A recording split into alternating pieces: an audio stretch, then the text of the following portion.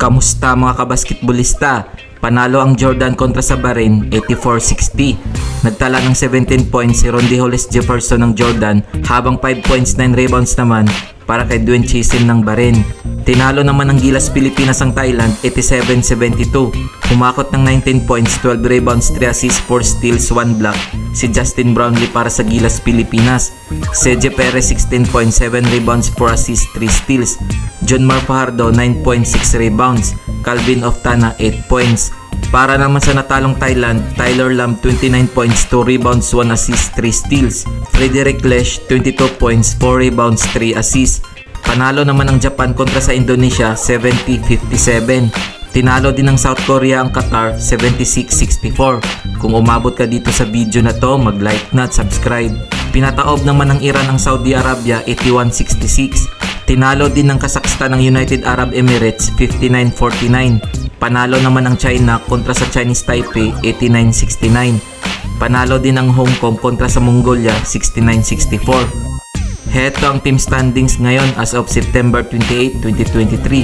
Sa Group A, Iran 2 wins 0 loss, Saudi Arabia 1 win 1 loss, Kazakhstan 1 win 1 loss, United Arab Emirates 0 win 2 losses. Group B, China 2 wins 0 loss, Chinese Taipei 1 win 1 loss, Hong Kong 1 win 1 loss, Mongolia 0 win 2 losses. Heto ang format ng quarterfinals para sa Group A at Group B.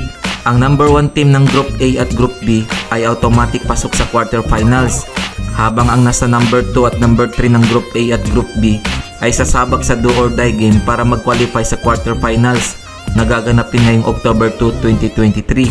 Para naman sa Group C, Philippines 2 wins 0 loss, Jordan 2 wins 0 loss, Bahrain 0 win 2 losses, Thailand 0 win 2 losses.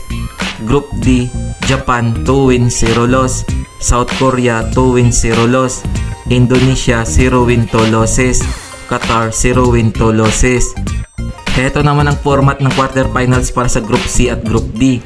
Ang number 1 team ng Group C at Group D ay automatic pasok sa quarterfinals, habang ang nasa number 2 at number 3 ng Group C at Group D ay sasabak sa do or die game para mag-qualify sa quarterfinals na gaganapin ngayong October 2, 2023. Heto naman ang mga laro ngayong September 30, 2023. Sa alas 11 ng umaga, maglalaban ang Japan at South Korea. Magtutuos naman ang Indonesia at Qatar. Alauna 1:30 ng hapon, maghaharap ang Iran at Kazakhstan. Maglalaban naman ang Saudi Arabia at United Arab Emirates.